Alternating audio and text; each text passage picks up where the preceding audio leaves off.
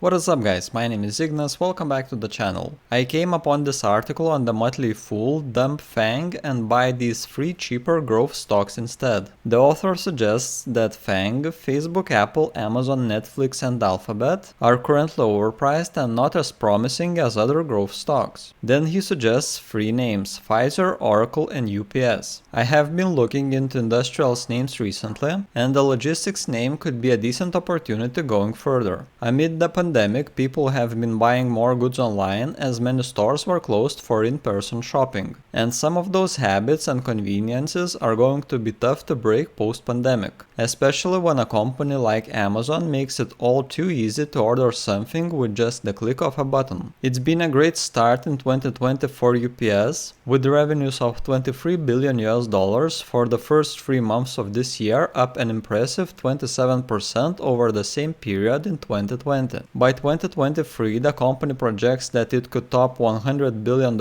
in revenue, and that would be about 18% higher than the $85 billion in sales it posted for 2020. So for the comparison today, I have picked 3 freight and logistics companies. These are UPS, ticker symbol UPS, FedEx, FDX, and Expeditors International, ticker EXPD. In order to make the comparison possible, we will be looking into 8 different factors: Analysts price targets, forward price to earnings ratio, annual revenue growth, price to sales ratio, return on equity, last 4 quarterly earnings results, current ratio, and dividend yield. The best company under each factor will get a point, so it is possible to have from 0 to 8 points, and in the end, the stock with the most points will be considered the winner of this comparison. I hope that the rules are clear, so let's begin. The first factor are the analysts' price targets. As investors, we want to find how far the current share price is away from the average target of analysts. If the current price is under the average analyst target, we will consider the stock as undervalued, and in the end, the company with share price is furthest away from the average analyst target to the lower side gets a point for this factor. For UPS, we have 28 price targets of analysts. They range from the lows of $130 to the highs of $261 per share. The average out of it is $218.30, and the current share price is at $212.89. This means that there is still around 2.5% room for the current price to reach the average target of analysts. For FedEx, we have 29 price targets of analysts. They range from the lows of $242 to the highs of $397 per share. The average is at $345.63, and the current share price is at $300.69. This means that there is still around 14.9% room for the current price to reach the average target of analysts. For Expeditors, we have 15 price targets of analysts. They range from the lows of $91 to the highs of $139 per share. The average is at $111.93, and the current share price is at $128.54. So the current price needs to go down for around 12.9% in order to reach the average target of analysts. Results for the analysts' price targets factor are in the table, and with most room for growth, FedEx gets the first point. Second factor is the forward price to earnings ratio. It is calculated by taking the current share price and dividing it by the estimated future earnings per share. It is the standard price to earnings calculation with the difference that earnings here are predicted by analysts. So in the end, the stock with the lowest forward price to earnings ratio gets a point for this factor. UPS has a forward price to earnings at 18.42. Forward price earnings for FedEx is at 12.62. And Expeditors has a forward price earnings at 24.72. Forward price earnings ratios are in the table, and with the lowest value, FedEx gets another point. Third factor is the annual revenue growth. As investors, we want to find that the revenues of a company are on a steady increase. We will take a look into the 4 most recent years and compare them one by one. If revenue was on the increase from one year to the next, we will consider it as a +1, and if it was on the decrease, it will be a +0. Then we sum the results up to a minimum of 0 and a maximum of 3, and in the end, the stock with the highest sum gets a point for this factor. We have annual revenues for UPS, and going into 2018 there was an increase to $71.86 billion. Then into 2019 we had an increase to 74.09 billion. And going into 2020 there was another increase to $84.63 billion. So with 3 increases in annual revenues we get a sum of 3 annual revenues for FedEx. And going into 2018 there was an increase to $69.69 billion US. Then into 2020 we had a decrease to 69.22 billion, and going into 2021 there was an increase to $83.96 billion. So with 2 increases and 1 decrease in annual revenues we get a sum of 2 annual revenues for EXPD. And going into 2018 there was an increase to $8.14 billion US. Then into 2019 we had an increase to 8.18 billion, and going into 2020 there was another increase to $10.12 billion.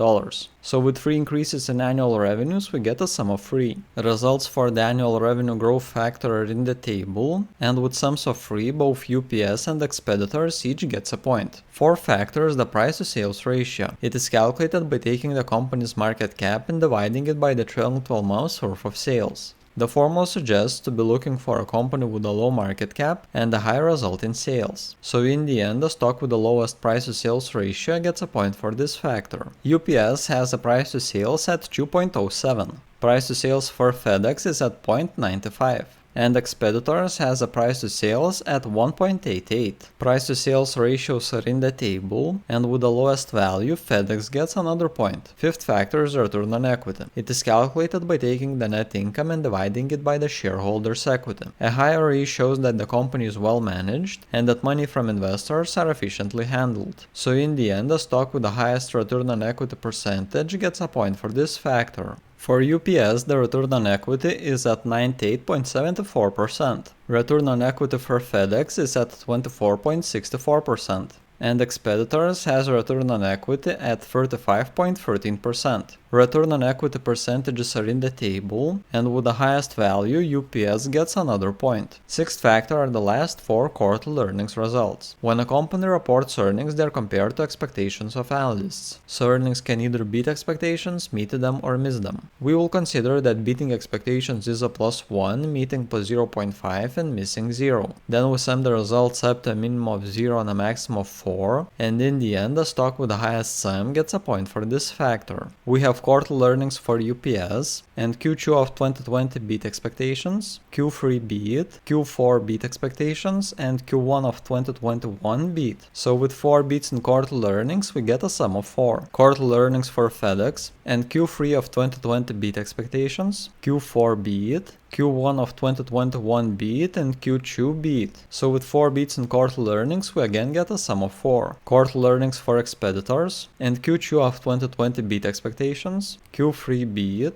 Q4 beat expectations, and Q1 of 2021 beat. So with 4 beats in quarterly earnings, we again get a sum of 4. Results for the last 4 quarterly earnings factor are in the table, and with equal sums of 4, no company is assigned a point for it. Seventh factor is the current ratio. It is calculated by taking the current assets and dividing it by the current liabilities. As investors, we want to find that the company is able to cover its debts with assets, but also that they are actually being leveraged. So in the end, the stock with the highest current ratio under 3 gets a point for this factor. For UPS, the current ratio is at 1.29. Current ratio for FedEx is at 1.51, and the EXPD has a current ratio at 2.05. Current ratios are in the table, and with the highest value under 3, Expeditors gets another point. The last factor is the dividend yield. It is calculated by taking the annual dividend per share and dividing it by the share price. A high yield may suggest that profits are being shared with shareholders, and that is a great passive income source that we as investors are looking for. So in the end, the stock with the highest dividend yield percentage gets a point for this factor. UPS is paying an annual dividend of $4.08 per share, which is a yield of 1.93%. Annual dividend for FedEx is $3 per share, which is a yield of 1.01%. And Expeditors International is paying an annual dividend of $1.16 per share, which is a yield of 0.91%. Dividend yields are in the table,